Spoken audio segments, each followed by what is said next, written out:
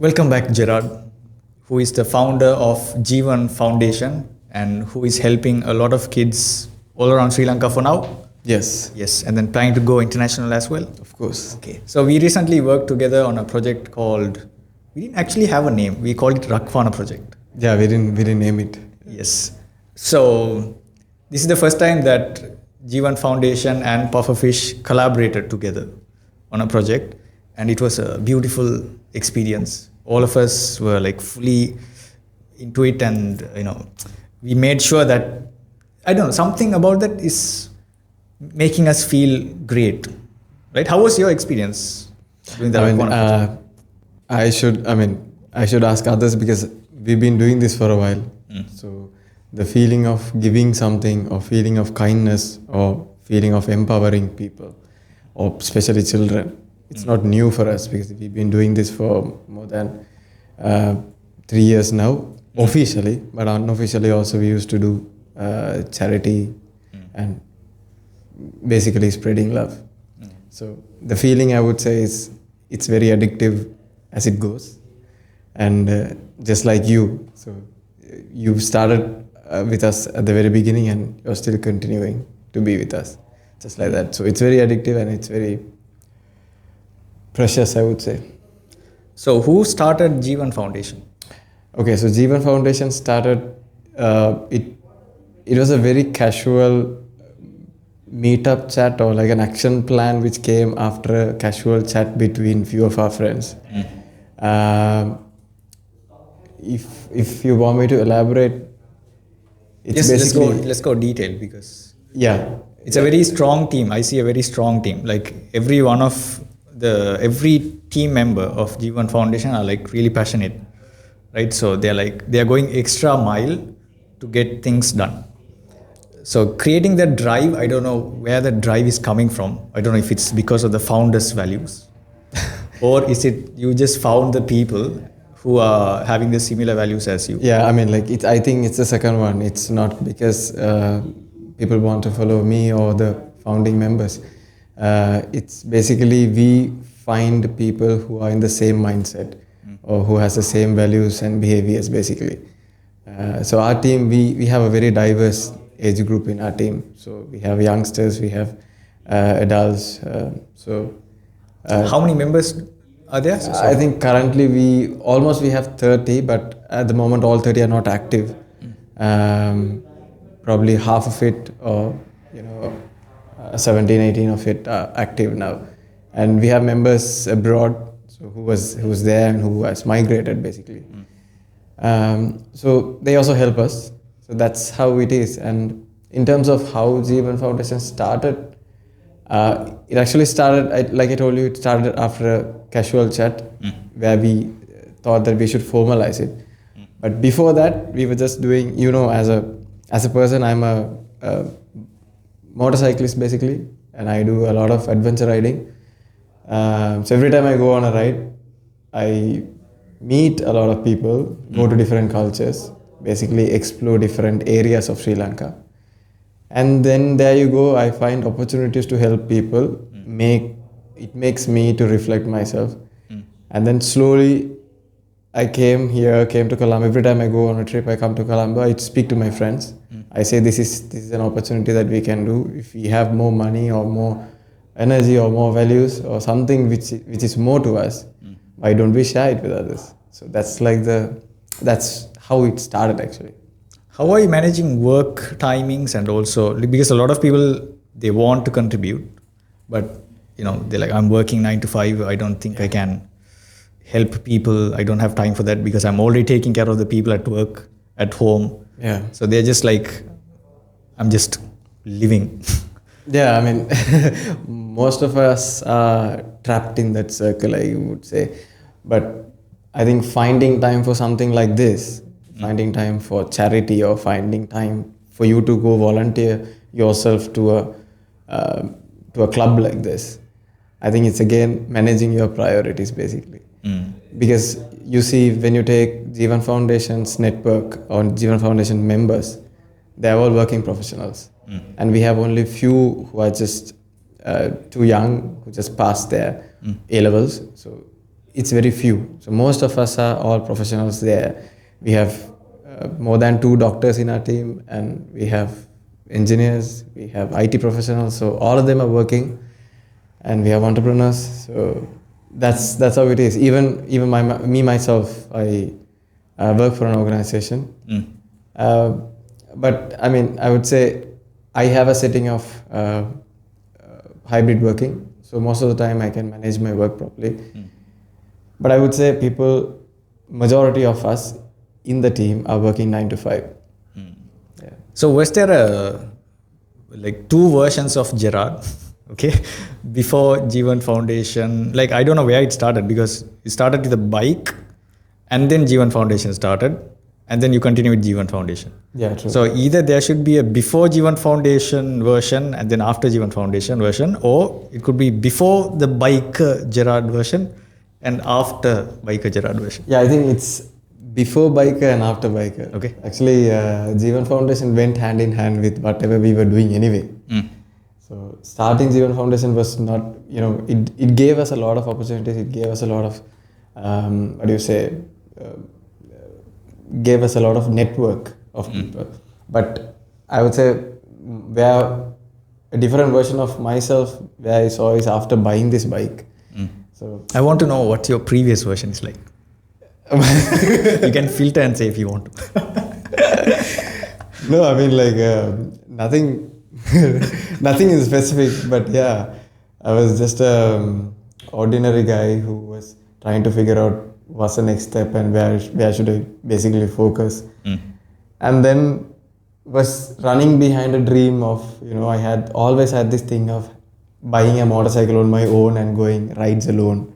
So there was this thing where I love traveling. So I want to travel. So I was waiting for that opportunity, and then there you go, I bought a bike for myself. Which is pretty good for traveling. Then yeah, that helped me, and that gave me a lot of opportunity for me to explore how we should move forward as a better human being. Not to succeed in your life, or not to make money, or not to become rich, or not to become famous or anything like that. How to become a better human being, because when your loved ones or at your house, when they sometimes when they call you, you're not doing the right thing, you are wasting your time, then actually you think, right, you have to become a better person, you have to become a better human being in future. So this milestone actually helped me to become a better person in the society. Okay, so I think also how you grow up has a big influence on the things that you do now, right? Like maybe your parents, or your mother might be like while you're growing up, maybe you saw your mother helping other people, or maybe teaching you moral values. So always parenting plays a big role, or there could be a inspiring teacher or a coach. Is there something like that for you, or I would say no, because basically the helping mindset or spreading love mindset, it came from my background or from my history of living. Basically, I have lived through a very crisis age. So we went through war very badly, and then probably we saw a lot of displacement. We had struggles personally, and my family, everyone had struggles. So we know how people actually will need help at particular stage of life. So it's basically living my life, basically whatever which I have lived before. I see through people like this. Then I feel like, okay, I shouldn't go through what others shouldn't go through what I have gone through. So that is what inspired me, not a person, or not not your lifestyle. Yeah, it's Were you in Colombo, or were you in a different place when you were growing up? I was all around Sri Lanka. So I was born in one place, and then just tell me some places so that we can map it out in the head. Yeah, so I was born in Jaffna. Then due to war, we had to transfer to Trinco, because my father had a transfer in his office, and we had to stay in Trinco. And then from Trinco we came to Vavuniya. Then from Vavuniya we came to Colombo. So that's how. Yeah. That's how we ended up here. So that's why I'm saying we saw a lot of in my childhood or in my young age, I saw a lot of cultures, a lot of people who are struggling, a lot of people who needs help. Yeah, so that's basically So that's gave you the foundation correct. of Jeevan Foundation. Yeah, it gave me the mindset to start something like that. But the foundation was made through motorcycling, I would say. Yeah, it's one of the factors. Yeah. It's not like only the bike came like, bro, you should start a foundation. All right. So your history plays a big role anyway. Yeah. So I was born in Nuvarelia and then I studied in Vaunia for like 5 years from Right. 2002 to 2006. And then we came to Colombo. So we came to Colombo because of the war only. Okay. So I can basically see same a- reason, same Yeah. sense that I think most of the 90s kids have gone through these things, I guess. Yeah. So Mandira was like, both of you have some similar personality or whatever. So I think maybe it's because of the common shared history in different ratios. Probably. Yeah. Okay. So what is the most memorable projects that you have ever done? You were like you almost cried. Is there a Yeah, I think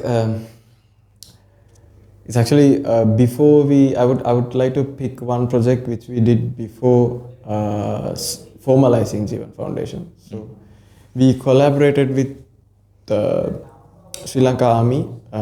They helped us in certain ways, and we went to like a small community of people in Vakarai. Vakarai is in east. I think close to Trincomalee or a little bit above Trincomalee, I guess.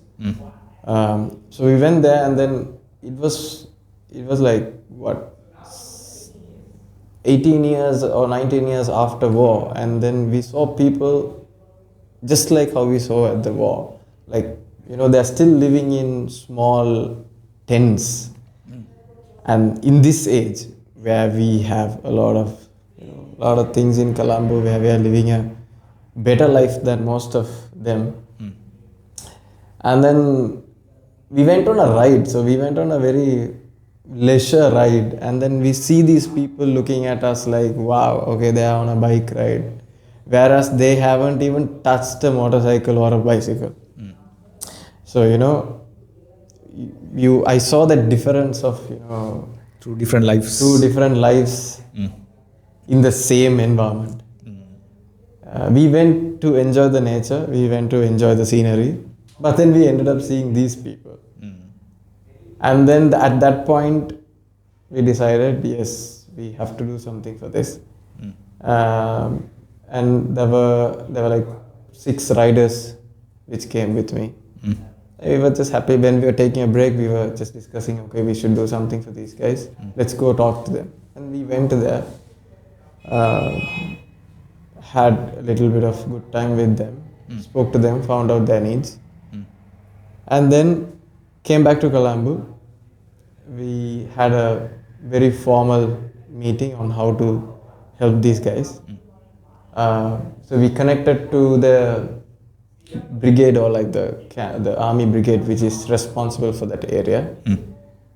And because we had a colleague or co-rider who is from the army itself, so he helped us a lot, and we were able to deliver a very good project to make them happy. So that actually gave me an eye-opener of we should continue to do this. And that is like the most, it was very touchy moments, I would say. How was people's responses? Were there any particular person that you remember? There are so many, I can't remember in particular, but there are so many people who actually looked at us like, they found someone they've been waiting for some time. So, we don't encourage kids when they come and fall on your legs or something like that. So we don't encourage those things. As part of Jeevan Foundation, it's a moral that we have. No one should fall on no one's leg. So, mostly they do that. Yeah. When you go to these places. And then you can see some people, they just cry in front of you.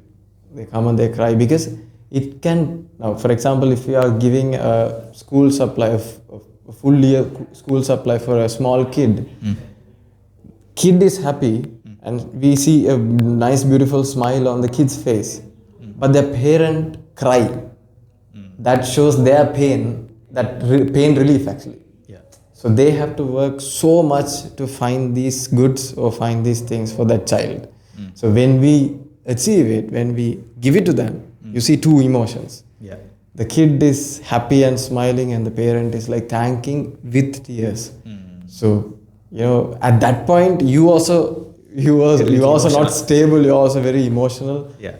Yeah, that's how we started. But now we are all getting used to these things. You know how to manage these things. Yeah. I think anyway, after each project, your motivation towards doing more increases. Of course, it is. Yes. It keeps increasing. Yeah. So, what was the most tiring, difficult project that you like able to finish it? I would say our December project, or the annual project that we do for school children, Gifts in Gears. So the plan is to do for this year also. That's our third consecutive year. So every time we did this project, it was stressful. It's not only one year. It's actually all Gifts in Gears projects are basically stressful. So when does it start? Like if you are going in December? So the first time we did it very close by. So if we thought of delivering something along with Christmas, so that is like what, 25th, 26th, 27th. In one of those days was the idea to deliver the project. The first idea came in very shortly. So we were all in Christmas holidays, so basically beginning of December, and we had only a few days to deliver this. But then it was a good start for us. We worked, all of us who were in the team at that point, the team worked really hard, found all their contacts, basically went overboard, didn't sleep, was up, because this was the first initiative that we are doing in a big scale, because we have promised the school that we are bringing some goods for the children. So we always have that fear of, we shouldn't let anybody not be happy. Yeah. We have to make them happy and keep the promises, right? So that was very hard. I mean, the first Gifts in Gears was hard. And then second year we thought, we planned a bit early.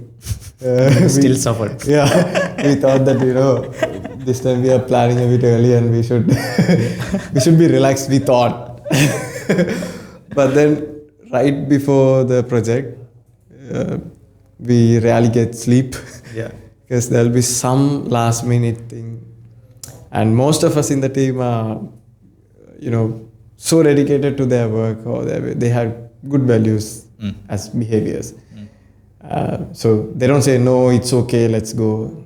They'll be like, no, it's okay, we still have time, let's do it. So And then you get emotional.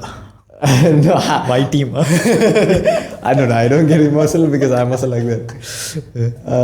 No, sometimes you get shocked, right? Like, I'll do it, and like, I'll do it.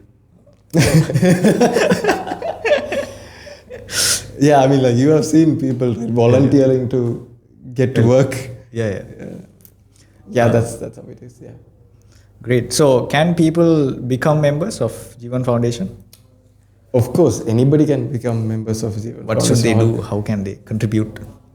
So basically, I mean, if you don't want to come physically and be a part of the team, you can be a well-wisher behind the scenes, because we have a lot of people like that who helps us as donors, who helps us with contacts, who helps us with logistics, all of that. So you can work behind Jeevan Foundation. If not, you can be a part of Jeevan Foundation as a volunteer, as a member. So we actually don't have a big hierarchy of, or we don't have an office where we have big posts or things like that. We have constitutions for legal purposes and to keep it a bit serious. So we have constitutions and policies for our team. But everyone's welcome. So we don't have an age group for Jeevan Foundation. Any age group can come and they can help us just be a part of the show, basically. So do people find you or you find people? When we started, it was just few friends. So it's just one gang of friends. And then it became friends of friends.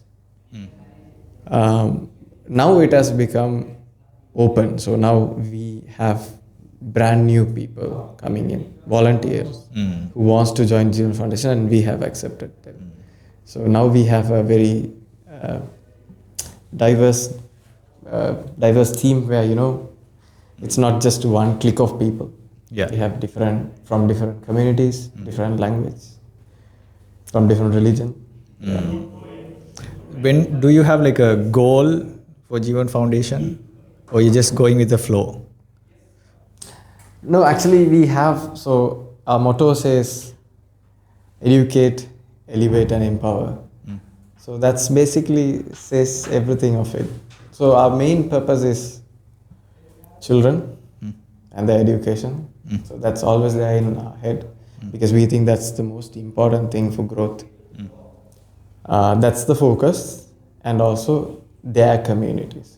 So children, education and their communities. Plus we think a little bit more towards women also. Yeah. Okay, so can you say there are this kind of different projects, like one is for maybe, so the recent one we did at Rakwana is more of a confidence building category. Yeah. And then maybe giving school supplies can be one category. So do you have like different categories of events? Yes, so basically that's what I told you, we focus in communities as well as we focus in empowering students or children. So something like upskilling is one kind of project where we go deliver certain workshops, just like what we did with Pufferfish. So it can be a workshop or it can be a a series of workshop. Other category is basically helping them with goods. And there's another category where we look after the family. So when I say family, it can be the school family, so it can be the school community where we help the school to develop needs of the school. Yeah. We speak to the management and do that, or we give support to the family who are sending their children to the school for them to empower themselves or for them to have certain financial help, so those things. So those are the areas that we work through. Who came up with the educate, empower, what is it? So it's empower, educate and elevate. Okay. Yeah. Who came up with that? Team. Okay. So just team. Can you tell how important it is to have, so this lifestyle is something deeper, right? So there are so many lifestyles, right? And this one is, I don't know, it feels more, is it spiritual? I don't know. Is it somewhat, it's somewhat very deep, and most people don't get to that state unless maybe they have friends who are doing it and they just go for it one day and they realize, wow, okay, this experience feels great, right? Otherwise, we are just, I don't know, maybe go through social media and then we try to talk to friends and then we have our own relationship problems and all of those things and finance problem and so on. So I think the amount of stress these days have increased rapidly. So to cope up with those stress, so people do different things, right? So if someone has, so recently I had a friend, he said he's like really stressed, and some people got admitted in the hospital because it was very stressful. But he didn't get admitted because his life on the other side, he spends equal amount of non-stressful, empowering Work. elevating work. So how important is that, like what advice would you give to the people who are stressed about, I don't know, like I don't want to say every problem is a small problem. Every problem is a valid problem. But when the problem is like this much, sometimes going for something very deep and meaningful, it changes the person to be like completely different. Yeah, I mean, I think it's again the perceptions. So people will have different perceptions on, basically having problems. So your big problem can be a small problem for me, and my big problem can be small for you. So what I would tell them is, if you want to come into a lifestyle of making time for kindness, making time for love, making time for sharing or charity, it's a way that you can calm yourself and add more value of the purpose why you're living. So you will actually have time, you will realize that you have lived that moment for that particular person. So you're empowering another person, you're helping another person. So that moment you realize this is the purpose of your life. So this is nothing spiritual, but it's just, I think I take it as a basic science. Yeah. Right? So now people see dopamines, people see happiness in different ways. Like, some drink, they see good things in smoking, drinking, and all of those. But this kind of thing is also an addiction. This kind of thing is also where you can find meaningful addiction, where you can have good hormones coming in to eliminate that stress hormone which you were talking about. So it's actually worth trying. That is how ISO started. So I was not born, or no one guided me to go give your thing, or like, if you have something, if you have more money, just take half of your savings and give it to another person. No one came and told me that. Everyone was like, okay, invest in gold, invest in land, do this, do that. So there are so many people to give us free advices. But then still, when you do explore life, when you do explore different cultures and people, then you actually see different lifestyles, life patterns. Right? In Earth, there are different lives. Yeah. Then you realize that purpose of you being there in that spot, where, basically, I can quote God here, like, a little bit spiritual, where God had made you come to that place for a purpose. It could be a purpose. So just make use of that. If you have an opportunity of helping others, just help. Right? Just do it. Yeah. And then that becomes a habit. Yes. And that has become a habit to us. And we have formalized that. And there you go, that's Jeevan Foundation. I like that habit. The word you put as habit, I think, is a very strong, important word. Yeah. Helping people should be a habit. I remember my cousin brother. Okay, so we were standing at the gate, and then there was a guy who came. Was like, "Do you have extra shirts to put?" Okay, so I was like, "Okay, I'll go and come and give you." So he was like, "No, don't give." I was like, "Why?" I mean, he's asking for a shirt. I mean, we have enough shirts. Okay, so he said, "Don't worry, I know where he stays. We'll go home, get it, and then we'll travel to where he is, and then give it there."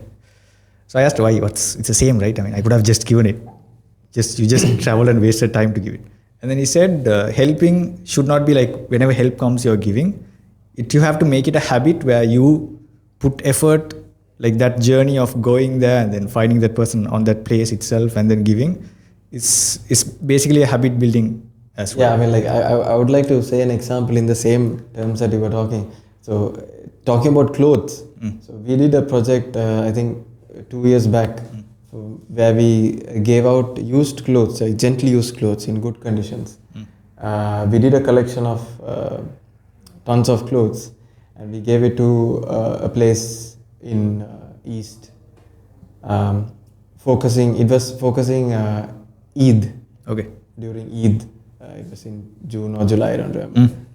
So, to create awareness, or for people to come and donate used clothes, we did a campaign. We went around Colombo asking for people, what do you do with your used clothes? We did a small testing of what do people actually think. You know what, most of them, some were generous and they were like, they donate and they basically look for another person to give it to if it's in a good condition. But most of them said they throw it. they throw it, or they just use it for some other purposes, like wipe tables and things like that. But that piece of cloth can be valuable to somebody else, right? Most of the time, the sense that we got from that campaign was people actually don't find time to actually do that. Yeah. They don't put that little effort to go and find these people, identify them, get to know their needs, and then give them. And to fill that gap, we are here. So Jeevan Foundation is there for you to fill that gap. So if you don't know where to give, what to give, here we are. We do projects like that. Yeah. Just do the donation, and then probably you can be a part of it. Yes, I think that can be the end message. Yeah. So Jeevan Foundation will put the Instagram handles here, so you can drop a follow and also be updated on what kind of projects that are happening. If you like to volunteer, you can. If you like to recommend someone else to volunteer, yes. I mean, these are life transforming journeys for different people. With that, we can play a small game, the game that you hate, which is tap you. Okay. Okay. So let them rest. You know how to play, right? Yeah. Okay. There's this main word, and then there are 4 words that you cannot use to explain that word. And I got to know that you've been practicing it. Yeah, I mean During your- during our meetings we used to practice. Okay, so you're practicing to beat me. 4 a.m. in the morning. Shall I? Yes. Ready? You want to shuffle this? I shuffled a little bit. Okay. Ready? Yes. 1 minute. 3, 2, 1, start.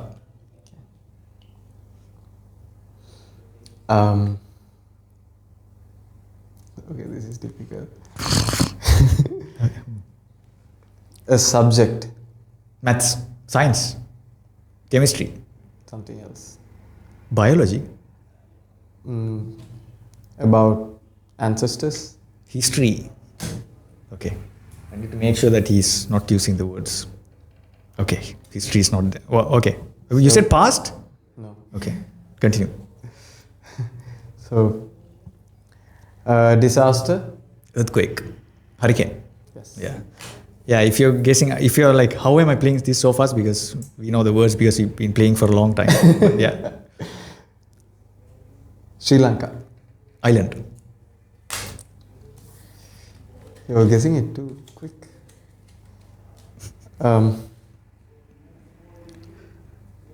It's a season. Time up. It's a season. Time up. So that's 3. I guess so fast and you still got 3 only. What is this? Okay, now it's not enough practice. Wake up at 3 a.m. and then start practicing. Okay? Sure, bro. Alright, ready? Okay, start. The human that has. Vampire. Yeah. G I can see Bumba. Oh my god. You take your bags and go to? School. Yes. Okay. In front of your house, you have this when you open the gate with a lot of beautiful Garden. Yeah. Okay. Robo. Yeah. Cold. Yeah, but it's more like a Winter. Yeah. I'll skip this. You throw waste and then you do the Recycling. yeah. Like, you look at the Telescope. yeah. Who's that? Doctor. Yeah. How long do I have? I can't keep winning like this. Okay. I have to stop winning. You know what I mean? Okay. Now 1, 2, 3, 4, 5, 6, 7, 8. Okay. A quick module for all of you to learn. Body language works better than words. Okay. Okay. Use that technique. I'll learn to use my body more. Yeah. All right. Thank you so much, Gerard, for making time. And we'll see you on the next project. Thank you, Pufferfish. Oh, wait. I have to ask. Do you have any messages, anything that we didn't cover during this discussion that you want to in relation to Anything. the foundation? Anything. Any message that you have. This because people are listening and this is your only time. Okay, so we will be focusing on upcoming projects. We'll be doing projects with children, and we are doing one project this December, which is Gifts in Gears Part 3. So whoever can support us throughout this journey, please come join Jeevan Foundation. Or if you want to be a backbone of Jeevan Foundation, please drop us a message on the page, official page, and explore the options of how you can help children. So yeah, everyone's welcome. Thank you. Thank you. Bye. Bye bye. Bye.